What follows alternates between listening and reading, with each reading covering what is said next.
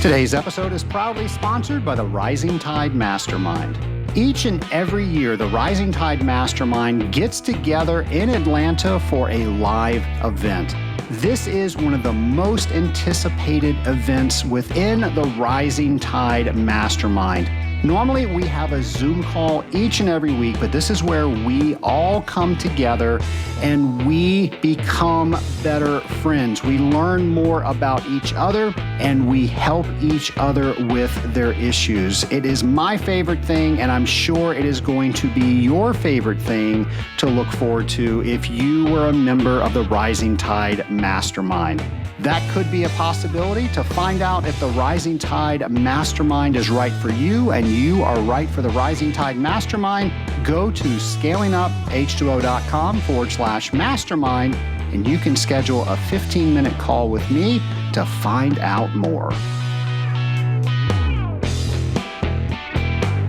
Welcome to the Scaling Up H2O podcast. My name is Trace Blackmore, the host of the Scaling Up H2O podcast. Of course, that's the podcast where we scale up on knowledge so we don't scale up our systems.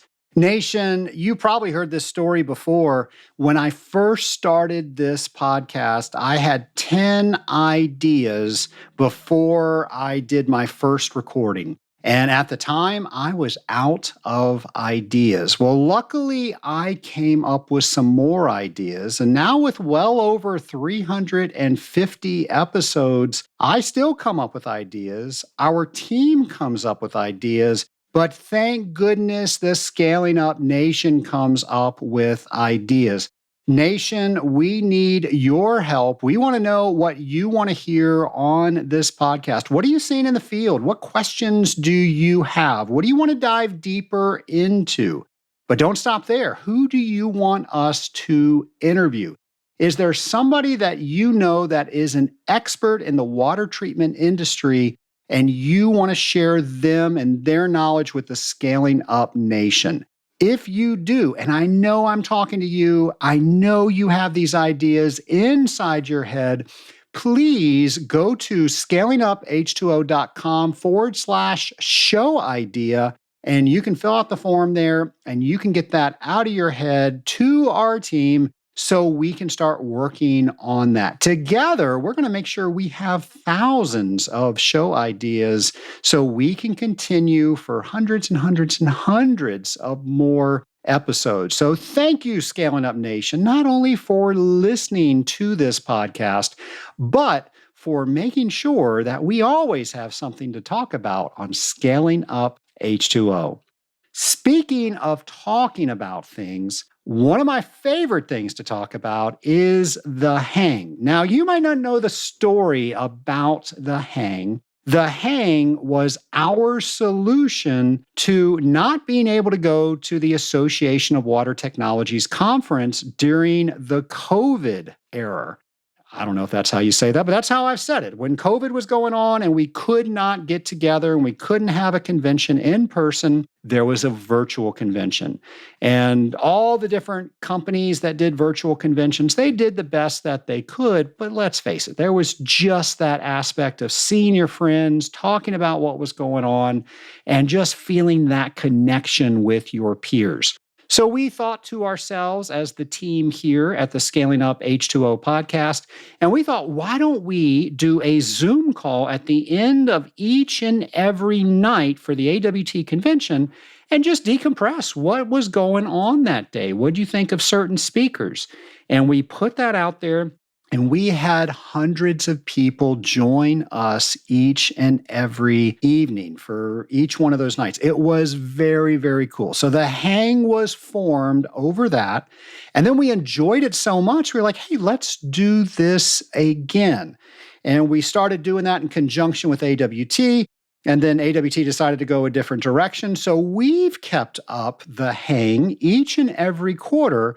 And the hang has become just a really easy way for you to meet people in the industrial water treatment industry.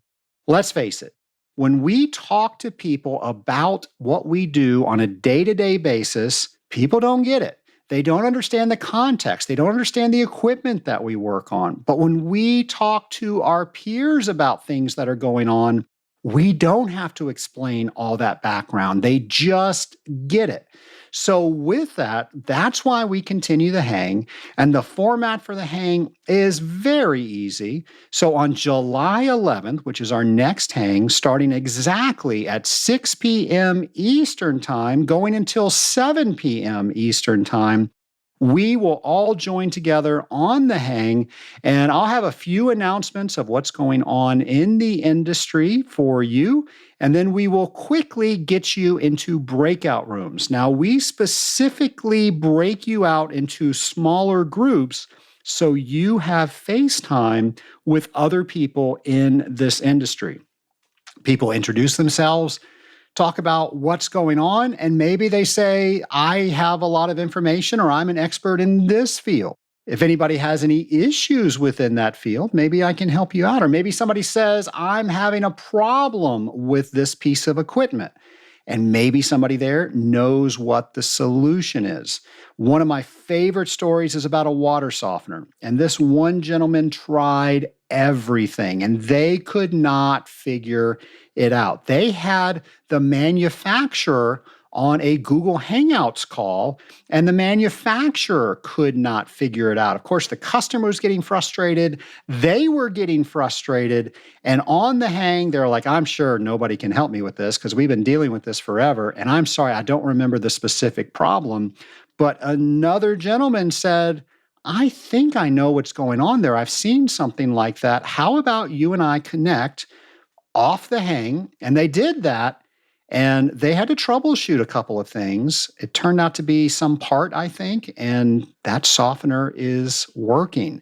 And the customer's happy. Of course, the member's happy that came to the hang, and the person that was the softener expert, he, of course, is happy because he was able to help somebody. So stuff like that's happening all the time at the hang. Well, I don't just put you in one breakout room, I put you in two breakout rooms. So we divide that time up, and then I bring everybody out and we do some sort of fun activity just to kind of cap the night with a lot of fun. And then you are out of there by 7 p.m. Eastern Time.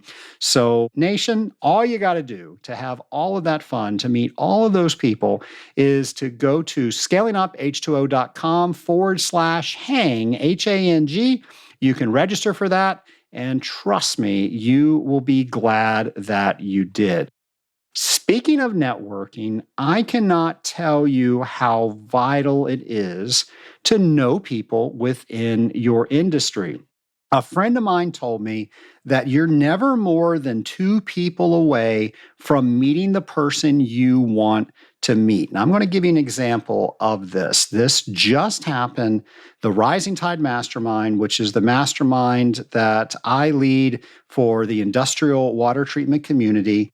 We read books on a regular basis. And one of the books that we are reading, I'm trying to get the author to come and talk to us. And that's one of the cool things we do. We read a book, and a lot of times the authors will come and they'll share why they put certain information in the book or issues that they were having.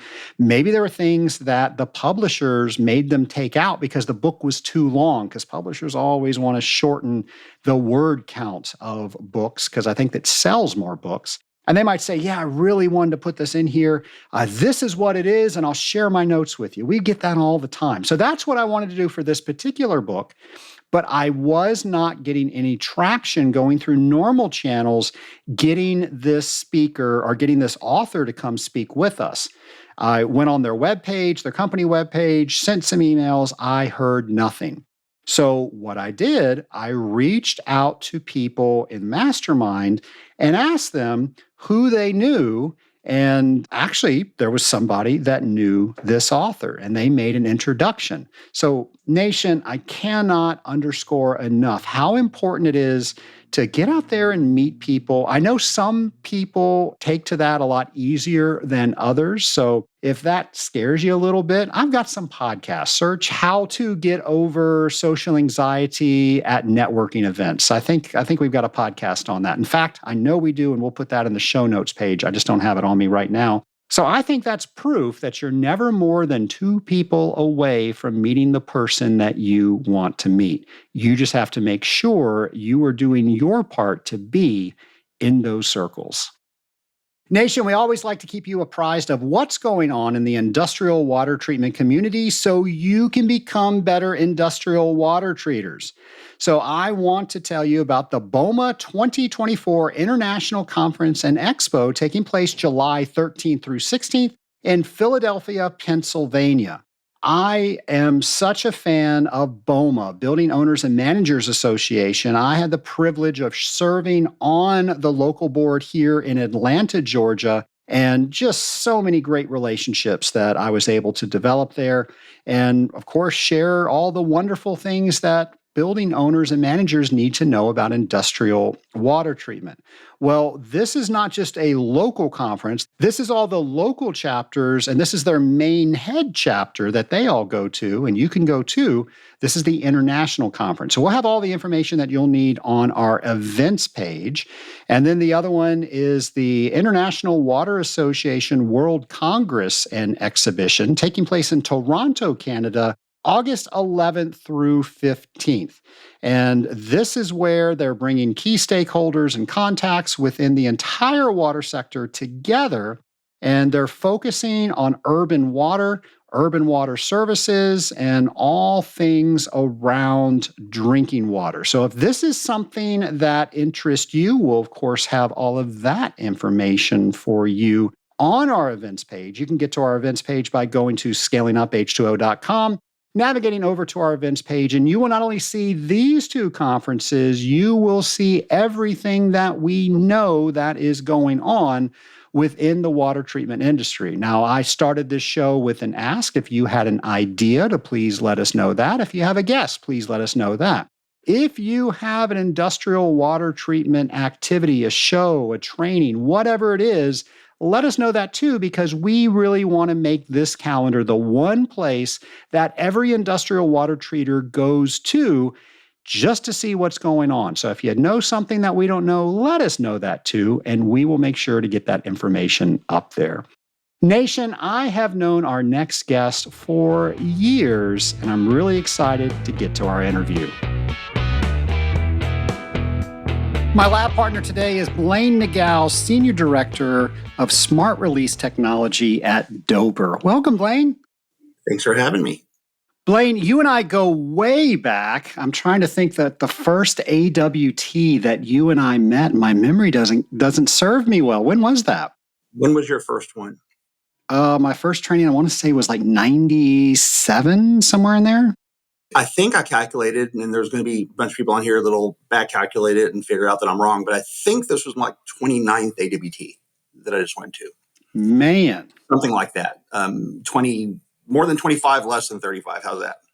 The very first one I went to, and I could be wrong with 97, it was, and I said training, I meant convention. It was when it was in DC. Do you remember that? Yes, that was after my first. I think my first was the Broadmoor, maybe. We're really looking forward to next year. I love that. Lexington's a great town. Yeah, so a couple people are going to be doing a bourbon tour, so look out for that. But I got to get you introduced on this podcast. Of course, it's not the first time you've been on. You were on episode 106, so welcome back. For those who have not listened to 106 in a while, I think we're episode 300 something now. Do you mind telling the Scaling Up Nation a bit about yourself? Yeah, my name's Blaine Nagao. I have been in this wonderful industry for close to 30 years. I started with a small regional company that became sort of a mid-sized to large regional company with zero experience in this business. One of the best moments of my life was the day I met Steve Dumler. He recognized something in me that maybe I didn't recognize myself and encouraged me to come join him. It took many years for him to do that. He and I were friends for several years before I joined. So did that.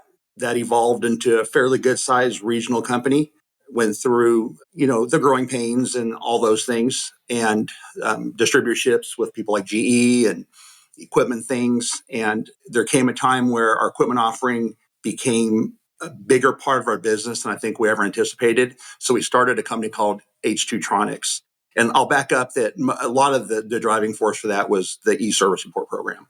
So I was involved, Steve and I, and at that point, his son Adam was really young, in coming up with something for ourselves that rapidly got real expensive and we looked for ways to pay for it.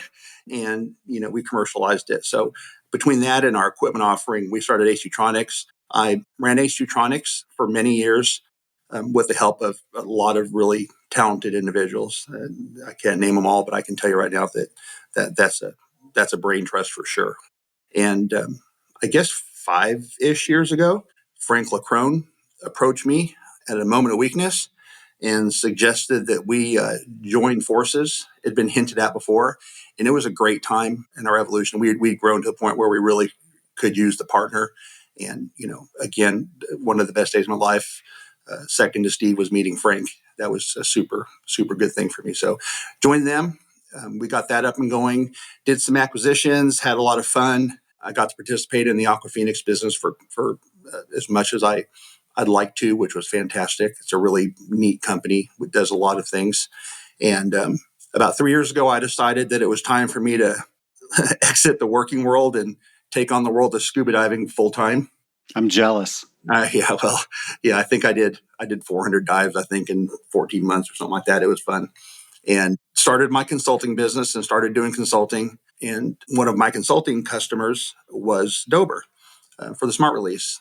Through some arm twisting and all that kind of stuff, the Dobres family asked me to join them, and I've done so. And it was a great decision. So my career's covered the formulation side of it, the service side of it, the equipment side of it, the software side of it, and some distribution, and now this side of it. So Steve was instrumental in that. I'm going to mention his name a bunch of times during this discussion because I know things sometimes. And I ask myself, how in the world do I know that? And I realized pretty quickly that Steve encouraged all of us to do everything. It wasn't like, well, let's go together. It was like, here's some little Dixie cups, here's a gram scale and a bunch of raw materials. We'll go together. Definitely did some blending experiments that way as well. I talk all the time on this show about having a mentor and being a mentor to other people, and just your introduction, what an important role Steve played in your life. And I'm curious, have you paid that back? Have you mentored somebody? I try every day. And that would be a question for people that have worked with me in the past. I will say that if I didn't succeed doing it, it wasn't for lack of trying. Again, here's Steve's name for about the fourth time in the first 2 minutes. He taught me that you have to explain to people why you're doing things. People will always do something for you just because you told them to, but that's not what you're looking for. So I've made an effort to do that. Sometimes I may over-explain things, and sometimes I might give things explanations that people may not want to hear or care about, but they're going to get it from me. And if they want to, better themselves and pack it back and use it sometime, I promise you that one of these days they'll come up with something and they'll think, how did I know that? And I'd love them to think, well, you know what? Blaine taught me that. Blaine, when you were with H2tronics, I came down to visit you guys. You guys were in the Grapevine area, Grapevine, Texas, and you took me to, which is still one of my favorite restaurants. Whenever I'm down there, I always go. I'm talking about Hard 8. Hard 8 barbecue. Yes, sir. Oh my gosh. So you walk in and they've got everything grilling in front of you. And they say, hey, you want one of these? You want one of those? And by the time you walk out, they weigh everything. And you're like, how do I have $140 on my tray? Talk about e-service. I took a guy from Russia there one time that was interviewing for a job. And I took him there for lunch. And he had a $90 plate of meat. He ate every lick of it, but he had a $90 plate of meat. So that's still there. That's the funny thing about that place is it started off in a little town called Stephenville as a hole-in-the-wall sort of barbecue place that didn't have a liquor license. One of the great things about it was you could walk in there and they gave you a cup if you're of age, and you could go to the corner and serve your own beer off a keg for free. So that was really neat. And they've grown. There's a bunch of them. But yeah, I've never had a bad experience there, and I've never had anybody come back and say, that just wasn't as good as you said it was. Are they just in Texas? I'm sure. Yeah. They've opened up 4 or 5 locations, but I can't imagine that it's scalable that way. That just the type of people you need, the meat and the wood and stuff, is pretty unique to Texas. That is true Texas barbecue. In Georgia, barbecue is pork. In Texas, barbecue, of course, is beef. Brisket. Yeah. Yep. And I love, you can talk about food all day with me because I'm, but I love regional takes on anything. I love it. So. Blaine, when you were visiting with us at 106, you were talking about all things equipment. Today, we're going to change the conversation a little bit around solid technology.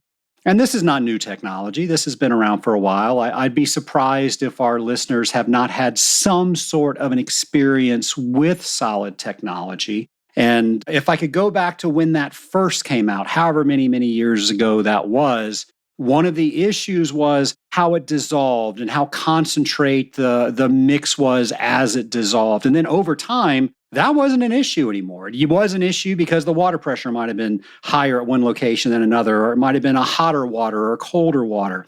So I'm curious because that has been fixed. How were those things fixed?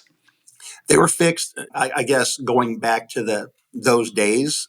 There was no way for IP reasons or just technology reasons to know what you had in the system. It doesn't matter how concentrated that liquid is. Your pump can run longer or shorter, but you need to be able to, quantify what's in your system. So I guess the arrival on the scene of PTSA, everybody's favorite four-letter acronym, is the driving force for that. It made it so that the amount of product in your system was independent of the concentration you were making when you were diluting it. Well, another question. Most people know how liquid products are made. Maybe it starts out with a bench test with some Dixie cups and a gram scale. And then that goes into a larger mixed system. And then that gets transferred over to totes, drums, pails, whatever. With solid technology, we need the same chemistries, but now it's in pellet form. How does that happen? Yeah, so the Dober smart release technology is in pellet form. It happens with the same way you do it with the liquids, gram scales, no Dixie cups, or sometimes Dixie cups, scoops instead of pipettes, and the same amount of finger crossing and wishful thinking. The nice thing about solid products, I can speak about the way we do those as smart release, is that one of the things, and everybody here that formulates their products, have been involved in that, understands that one of the challenges when you're formulating liquids is putting things in solution, keeping them solutions. Incompatible liquids, solubility limits, pH constraints, yada, yada, yada. Well, with us, we start with the same raw materials in dry form, and we don't necessarily need to dry many things. Many things you have that we use are start as dry and then are put in solution to make liquids. So we don't have the obstacles that are involved with liquid formulation, like pH adjustment. So, like, for example, our cooling water inhibitors don't have any alkalinity adjustment, pH adjustment. So therefore, they're not corrosive. They're not labeled corrosive. That means that they can ship just FedEx, UPS? Like a box of golf balls. Yep. So one that brings up sort of it was a pet peeve I never knew I had, but I have it now. And Trace knows me well enough to know that I might use a few politically incorrect examples here. But to me, I hear that's really good for solid. Well, that'd be like saying you're smart for a girl. It's solid chemistry is the same chemistry. Solid chemistry is good chemistry, period. It's not good for solid. It's not, we're starting with the same polymers, the same phosphatates, the same terpolymers, the same azoles, all that kind of stuff. We're just putting them together in a different way.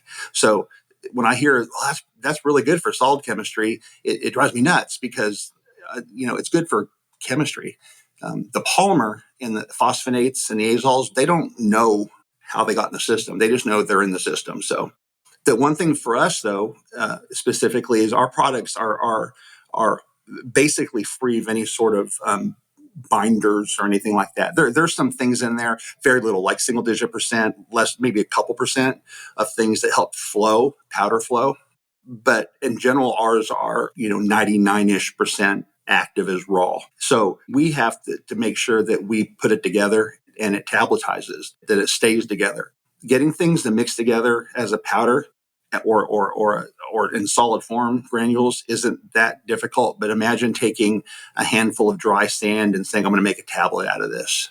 So there's some magic to getting those things to come together. And, we do friability testing to make sure that they have the kind of, my manufacturing guys would probably slap me in the head, but I don't know, tensile strength or strength to hold together, because we do press these things in pharmaceutical type presses, and then we actually coat them in coating machines that are no different than you'd coat a medicine with or an M&M with. So they have to not only stay together before they're coated, but they have to go into these industrial coating tumblers and stay together when we apply the membrane on the outside, the polymer coating on the outside. So we have a different set of challenges. There's some really, really brilliant people here that seem to overcome those things for us. I don't have to do that anymore. The coating that you mentioned, that actually controls how much water is absorbed into the product. Can you talk about that? Yeah, sure. So it actually acts as a membrane. And when I say membrane, I mean a true osmotic membrane. Trace, I'm going to go back just a little bit. So one of the things that Dover's done and still does, and it's quite a large part of our business, we do a lot of work in pharmaceutical, like cleaning and pharmaceutical type chemicals. We don't do that as a service work. We don't do services company, but we supply those chemistries to people. And I think part of what people learned is that coating is no different than what you'd put for slow release in your stomach when you take it and swallow tablets. So that coating actually acts as a membrane. And the way it works is the osmotic pressure for people that aren't familiar with osmotic pressures is higher the purer the water. So you have a very high osmotic pressure relative to the water that's been soaked into this tablet. And it wants to migrate through that membrane into the tablet. It displaces chemistry back out. So it's not high osmotic pressure in tablet forcing chemistry out. It's high osmotic pressure on the outside forcing its way into the tablet, swelling it, and pushing chemistry out. So that's how we control the release. Now, in our original smart release technology that you'll hear us refer to as maybe Generation 1 or SRT, that was the first step in the development. The second step was understanding how you could remove this chemistry that's come through this membrane off at a rate to ensure that you have a sustained release over a period of time, 30 days or 30-ish days. So we developed, there's a very strong relationship between the size of the basket, the wall, freeboard of the water flowing around it, the flow rate, to allow us to, as that product comes off, we remove it from the membrane, allowing more water to come back in. Otherwise, if we didn't move, the chemistry that migrates that membrane would basically equalize osmotic pressure, and that reaction wouldn't happen anymore. So you could shut off a feeder, and it won't continue to release. It'll stop. So that worked great, and we could predict, within reason, how much would release over X number of days. The problem is that was a fairly linear relationship, and cooling systems aren't necessarily linear in nature. They operate high loads, low loads, medium loads, hot days, cold days, free cooling, overflows, you name it, right? We can talk about all the things we've seen that cause that. Blaine, when we are sizing systems and we're using liquid products, we're figuring out what our dosage is based on what the dosage rate is of the liquid product. Maybe it's 100 ppm, maybe it's 500 ppm. How do we dose solid products? Same way. You determine what you need as actives is phosphonate or polymer or azole. And we disclose or offer or give all of our products. There's data sheets that tell you what the actives are and what you should derive in a system based on a feed rate. So in the Smart Release Generation 1 technology, we generally recommended about a 25 ppm feed rate. And that got you the actives, which I won't get into on this. They were equivalent to, I can't say 100 ppm products. That doesn't make sense. Who knows what they did? But a normal, well-rounded cooling water program would be about 25 ppm. We had to kind of play that overshoot, if you will, because we had to have enough in there so when the load did increase maybe by 20%, we could go down to maybe 20 ppm in the system. And so we kept a little extra. We weren't overfeeding, kept a little extra. With the new generation, since we can control on PTSA, and I'll get into how we do that now. Incidentally, that product's had PTSA in it forever. People tested it that way, but you just couldn't do anything or much to those feeders to make it go faster or slower. So we played the overshoot. Generally now, with the Smart Release Generation 2 products, with a few exceptions, are in the 20 ppm. So what that means is, going back to your 100 ppm example, you're shipping 1/5 the volume. We're not shipping water. We're not shipping caustic. These products have sodium hydroxide, potassium hydroxide, the liquids do, and we're not shipping water. So obviously there's a carbon footprint benefit to that. And it's a simple one. You're shipping 20% of the weight. You're generating 80% less carbon. On top of that, they're not in plastic drums, and they're not corrosive and all those type things. Well, from a logistics standpoint, they're also non-hazardous. You don't have to worry about DOT regulations. So there are definitely some advantages to use this chemistry. And as much as I love to talk about that is 100% true. You have that, and the thing that runs out the inhibitor on a Thursday afternoon, you could literally overnight this to somebody and have it there Friday. You can't do that with a liquid typically, unless you're running trucks and all that kind of stuff. And the buy sides are really straightforward. And if you're shipping an oxidizer, obviously you need to make sure you don't shove it in overnight air.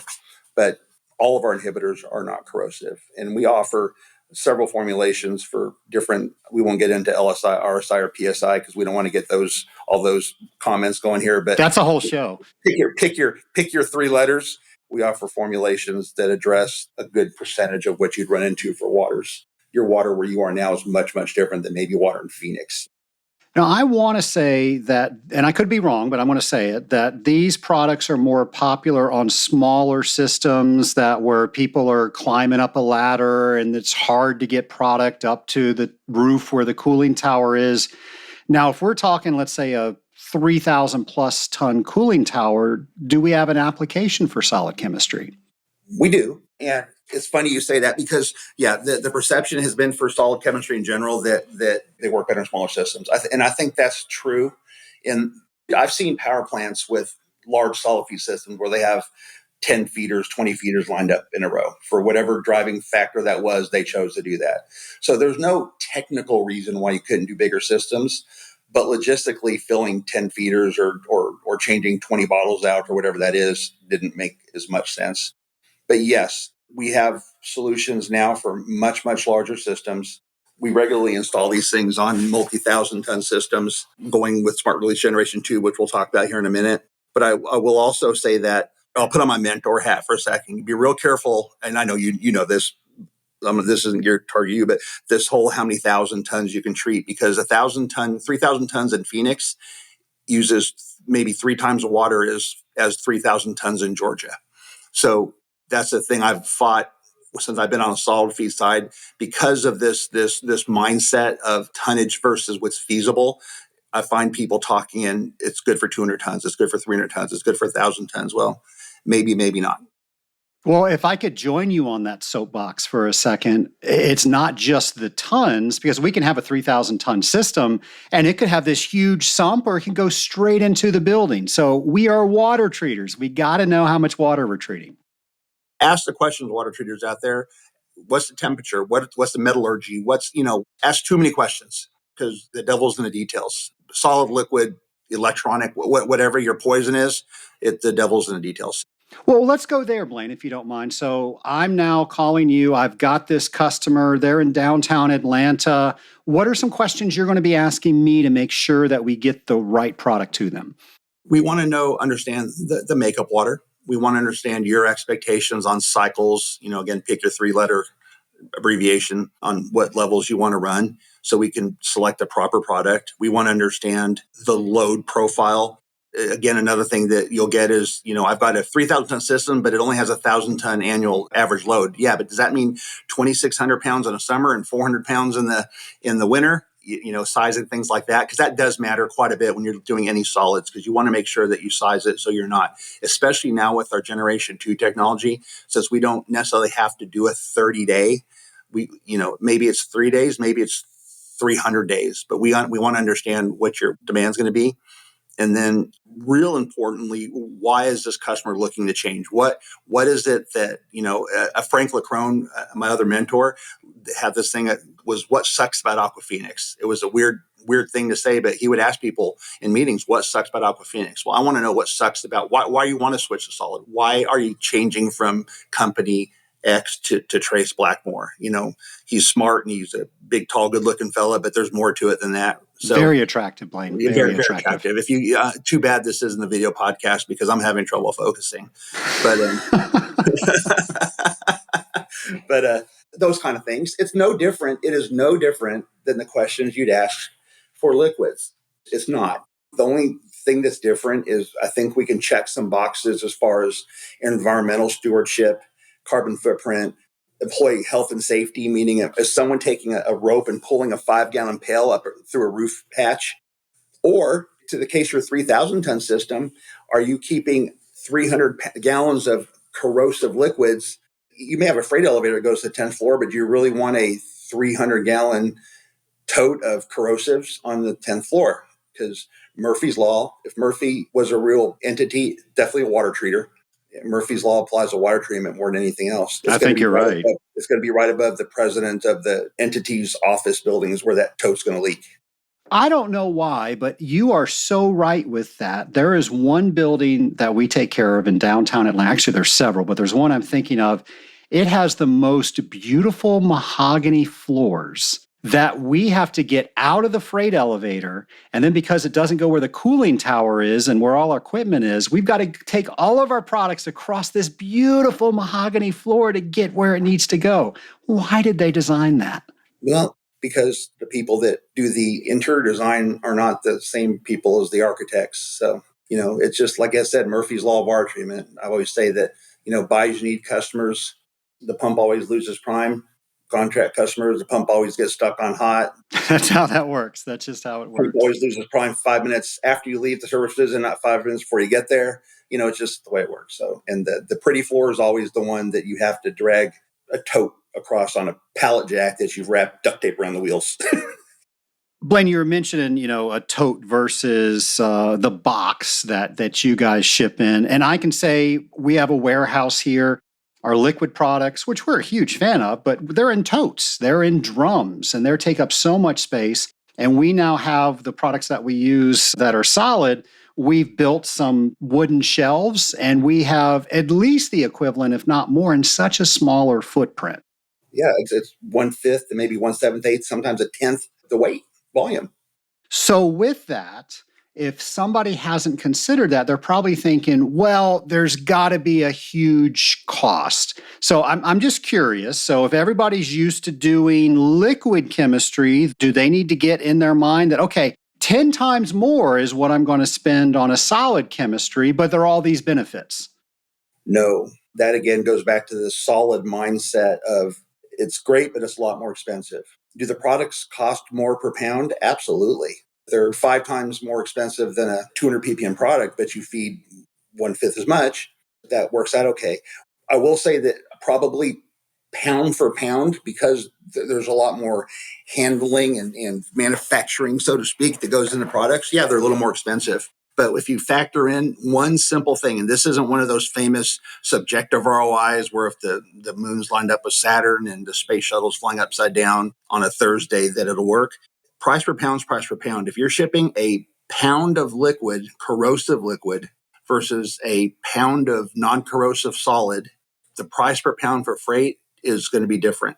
The other thing is you're shipping 1/5 as much or 1/10 as much, you're saving all that in freight.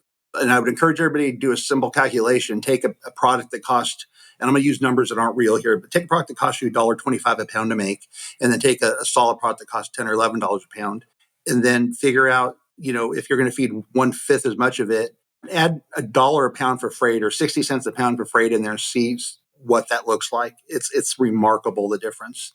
And keep in mind, you're not shipping the liquid raws in either. You've got inbound freight and outbound freight you're dealing with. For every tote of product you have that you've made, you've shipped in about 50% of that weight as raws before you formulate it.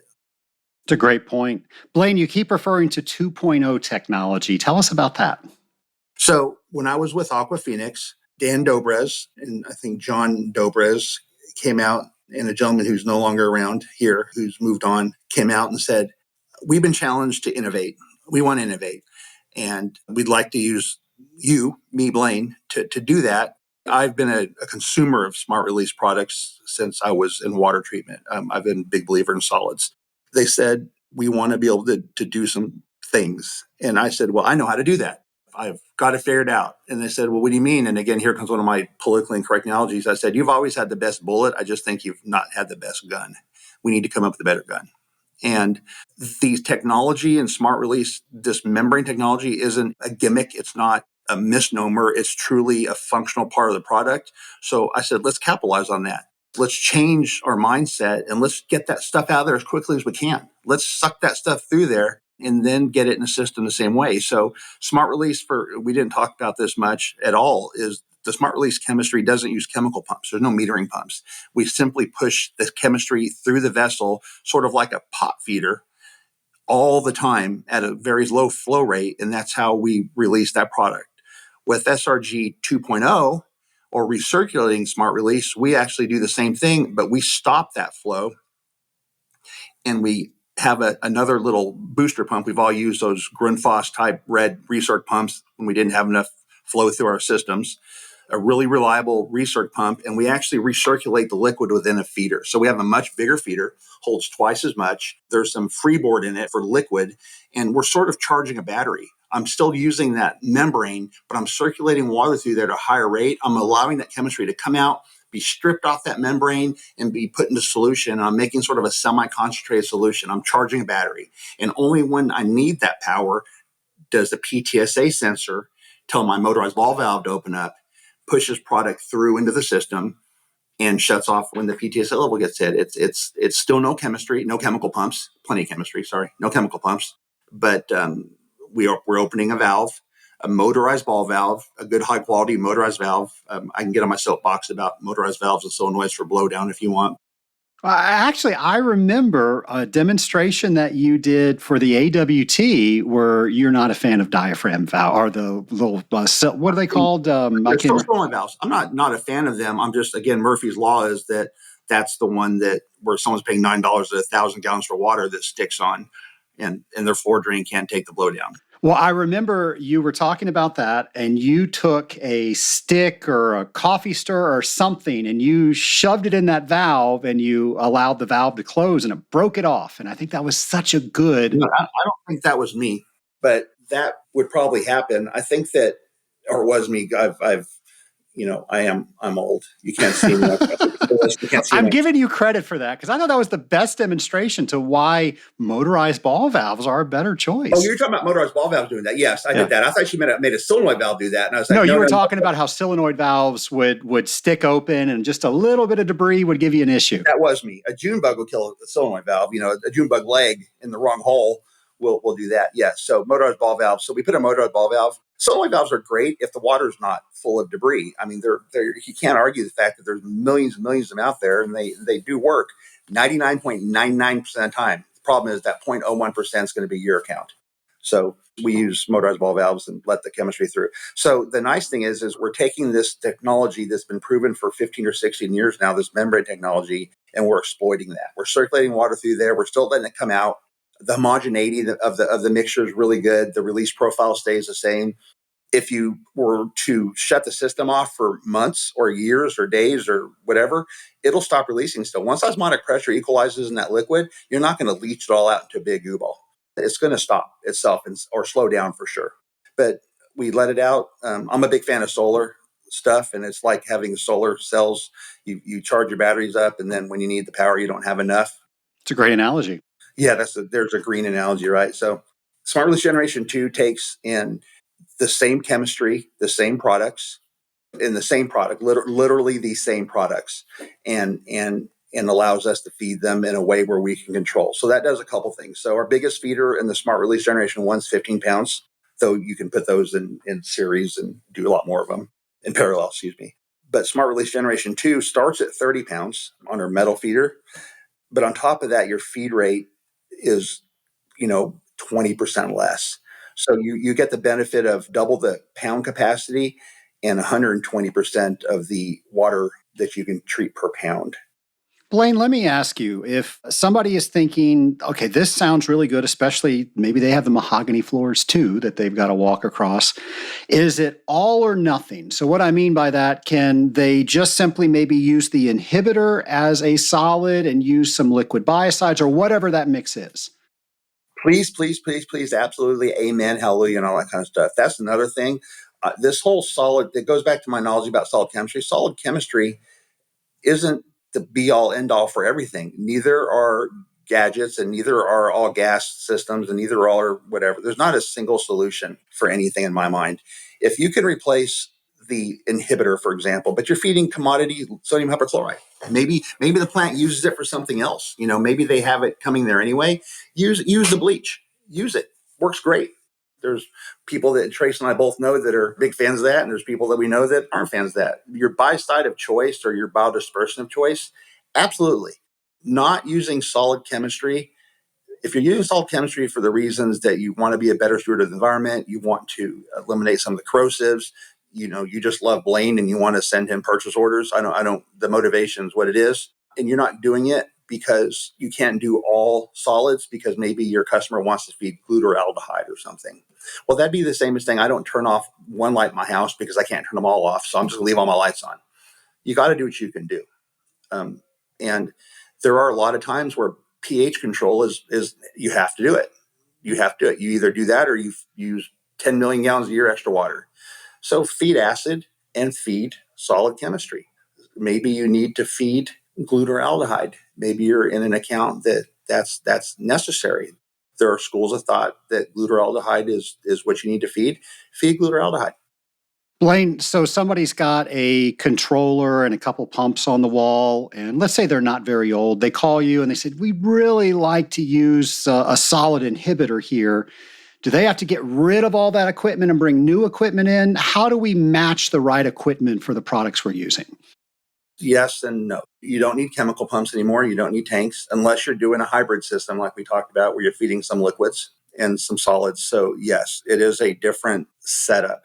Our typical setup would be a brominator, a feeder that's the same as our Smart Release Generation 1 feeder for DBMPA, which would be our primary non-oxidizing biocide, and then the solid feeder for the inhibitor. In some cases, people put a small feeder in for supplemental azole. Now, our products have plenty of azole, but again, there's schools of thought out there that you need to have a lot of azole. And what typically happens is people overfeed the product. If your product develops 3 parts of azole or 2.5 parts of azole, but someone told you need 5, the solution is to feed twice as much, try to pump liquid azole out of a drum, which is like pumping unfun stuff, or we put a small feeder in where we have 100% azole product that we can feed it a couple part per million. So that's what it normally is. But yeah, you do have to buy new stuff. I don't know how to compare it. I probably know equipment pricing better than almost anybody, but I don't. People's purchasing relationships and what they pay for things are different, and this isn't a forum for that. But I would say that it's comparable to doing that, but there is a cost of change. The question is there an offsetting cost in other things? People say, we're going to save you water. Well, shame on you because you should be able to save this water with liquid chemistry too. That's really it, right? Again, you have to be fair. Solid chemistry, same with liquid chemistry. All the things that you can do with liquid chemistry is kind of the same thing.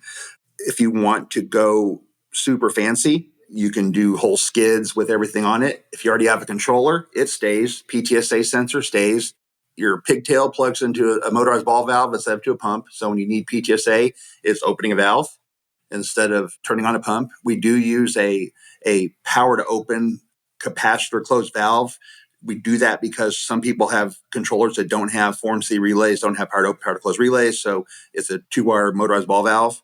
You plug your valve in for your DBMPA feeder into your non-ox biocide pump plug, and you plug your bromine solenoid valve into your old oxidizing biocide pump output, and the set points are the same. It's, you pick a PTSA set point if you're doing ORP or whatever it is. We use DBMPA as our primary non-oxidizing biocide.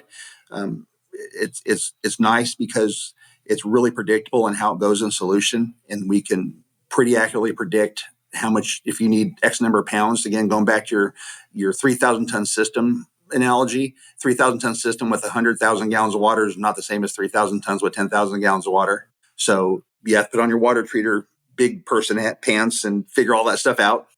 Blaine, let me ask. You've taken us through the evolution of how these products started, where they are now. Where do you see them going in the future? The freedom we've gained from in going to this recirculating technology, the Smart Release Generation 2, and et cetera, is that we are no longer as concerned with the release profile. Now, the homogeneity release is certainly important, but the ability to have something release over X number of days predictably doesn't really affect us anymore because we're now exploiting that, and we don't care. We want to get it into our aforementioned battery, so to speak, to have it available to feed. So you're going to see us releasing products that maybe weren't as easy to formulate because we can't, in the old days, old days meaning 2 years ago, we couldn't just put things together, code it, and throw it in a vessel because we had to understand that it was going to release in the amount of time we say it's going to release in. So there's a lot of stuff. Now we have pilot cooling towers here. We have all those things here. For anybody who's in the area, please stop by. We have an amazing laboratory set up here and a great R&D, and we use it, and we will continue to use it. But our freedom to formulate changed quite a bit when we went to this generation 2. We're looking at adding some biodispersant products to the product line, the holy grail of some better silica type products, silica control type products.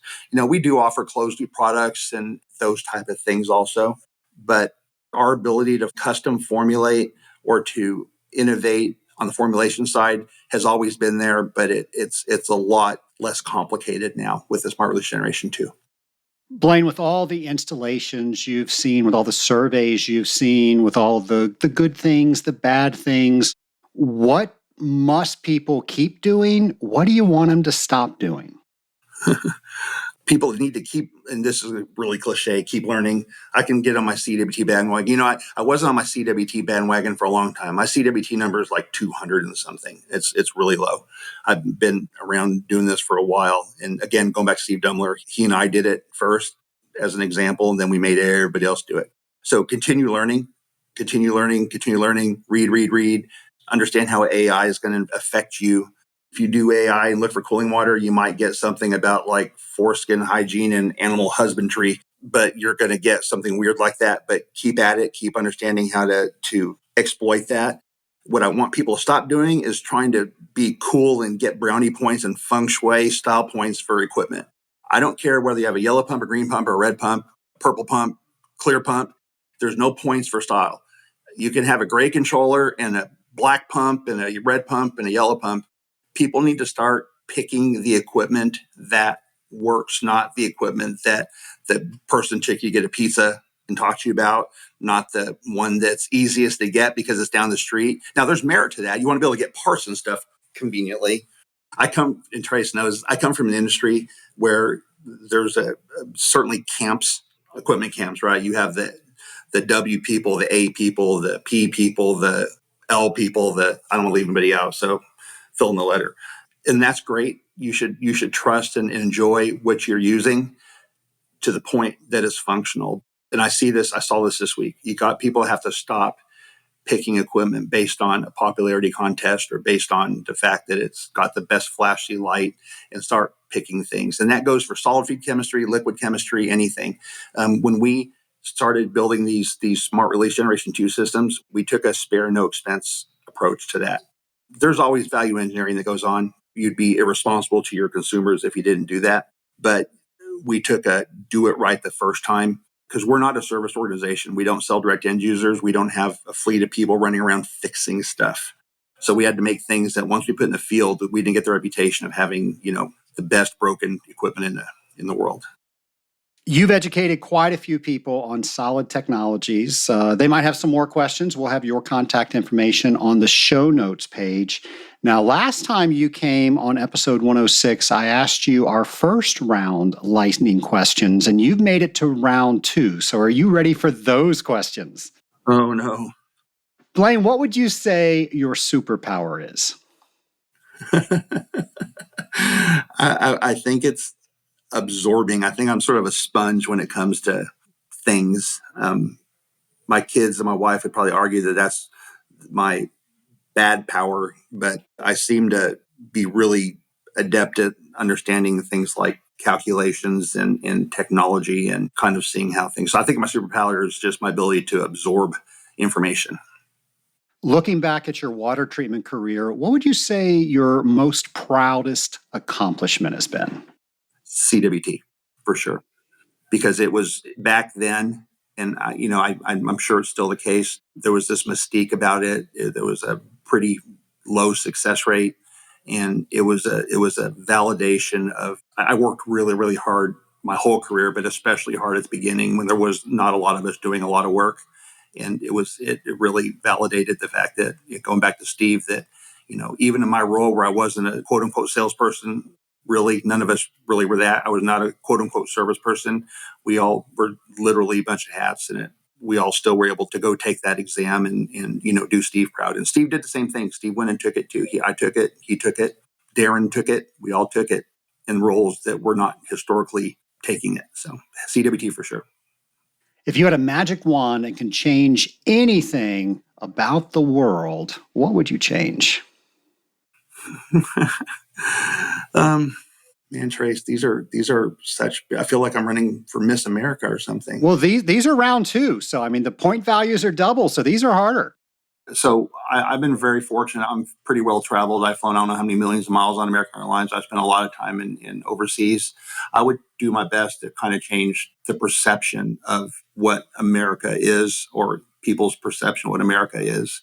And mainly, and I'm talking about from a water treatment, environmental stewardship, not, politics, nothing like that. But I do find that when you travel outside the country, that people's perceptions about how things go here, some of them are true, but I think a lot of them are things, are cliches and things like that. So I think I'd work on changing the way we've presented ourselves as a country and as an industry. Maybe let's talk about industry, so it's not political, to the world, because it's weird that we're considered to be this leader in the world, but we're always seem to be behind. Sometimes that's good. The curve on water treatment related things. In my opinion, we're not the leader in water treatment or in hygiene, things like that. When you have water treatment questions, what are some of your favorite resources to go to? Dr. Google. No, I'm not afraid to pick up the phone and call people. Again, you talk about mentors. I've had the honor of working with, I'm going to name names. I've worked with Jim Lukanich. I've worked with Greg Simpson. I've worked with Steve Dumler. I've worked with Frank Lacrone, who's just just bouncing business things off of, has just really been great. I've worked with, Jeff Guyman there, who has, taught me to appreciate, lean and efficiency. So I pick up the phone. The more I think I know, the more I know I don't know. I know that AI is really, I joked about AI earlier, but AI is going to be something we also can't ignore. And I do think it'll help in water treatment. I think there's some things that can come with AI if people were to open their mind up to it. I'm not an AI guy. I just started using Chat GPT for, anything remotely work related since I've been with Doper. And there's a lot of bad stuff in there. So, trust but verify, that kind of stuff. Blaine, I want to thank you for coming once again on the Scaling Up H2O podcast and teaching us a lot deeper about solid chemistries.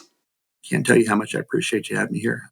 Thank you for what you're doing for the industry. The more things like this out there that people can listen to and try to learn from, the better. Thank you. Well, Nation, as you can tell, Blaine and I go way back. I will say one of my favorite restaurant experiences with that one I mentioned earlier with Blaine at Hard 8. Someone played a joke on me one April Fool's here in Atlanta, and there was a restaurant that they were building. They're like, Trace, that's going to be a Hard 8. I was so excited. It wasn't a Hard 8.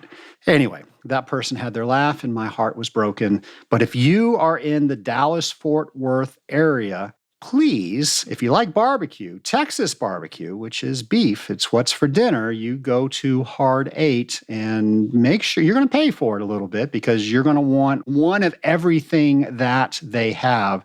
I tell you, one of the best salespeople I have ever met in my life was behind that counter at Hard 8. And he was talking about how they had these bacon-wrapped jalapeno poppers that just came off the smoker and how amazing they were. Yeah, put a couple of those on my tray. Oh, yeah, we just had this brisket come off. And let me tell you, the way we do brisket with the rub, and then we smoke it so long, we let it rest, and then we go ahead and, put some of that on my plate. Everything you said, he just described wonderfully. And I probably exaggerated by saying I had a $200 tray, but I don't think I exaggerated by much. And it was amazing. So there you go. We sell water treatment. People sell their smoked barbecue. It's all about creating an experience for our customers. And that was just an amazing experience at Hard 8. I've been there a couple times. It's been so great an experience. I am advertising them. They're not doing anything for the Scaling Up Nation except feeding the host when I go to the Dallas-Fort Worth area. That's the impression that they left on me. So I guess the lesson from all this is, what impression are you leaving on people that you are meeting on a daily basis? What impression are you leaving with your customers? And is that going to get you a free ad on somebody's podcast one day? I don't know if that's the acid test for what the impression is that you are leaving, but Hard 8 definitely left an impression on me. And I just think it's a great way to think about every time we have an interaction, what kind of impression are we leaving? Now, there's no doubt about it. James McDonald has left an impression on the entire Scaling Up Nation. And he, of course, does that each and every week with a brand new installment of Drop by Drop. Here's James.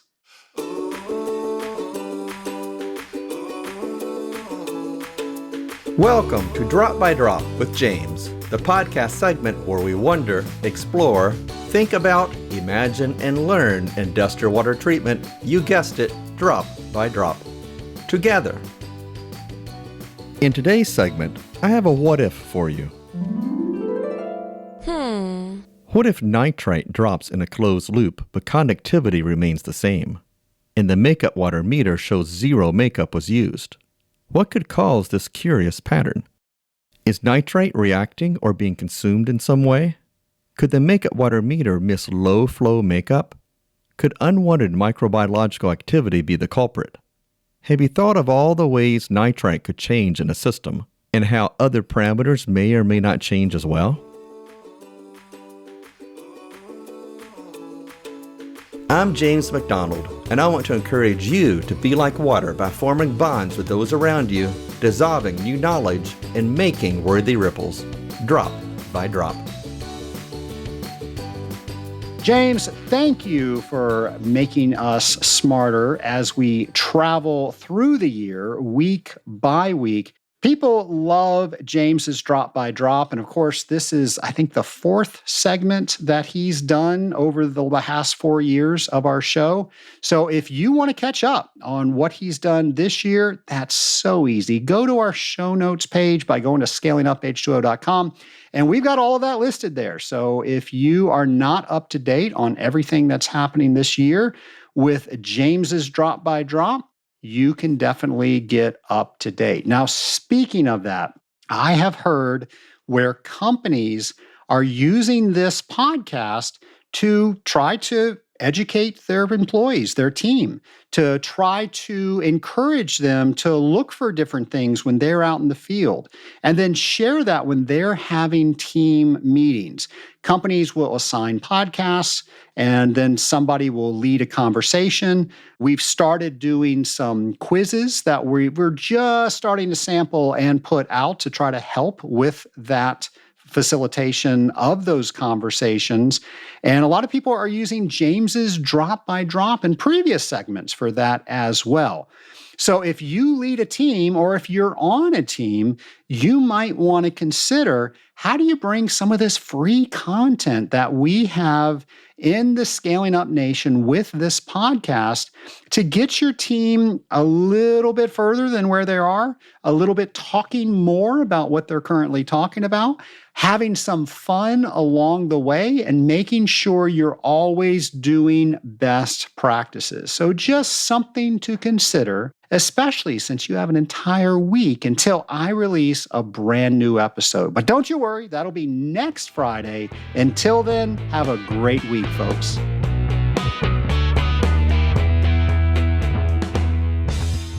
Nation, there's no doubt about it. The industrial water treatment industry is the best job out there, and why not show everybody that you are among the best in the best industry?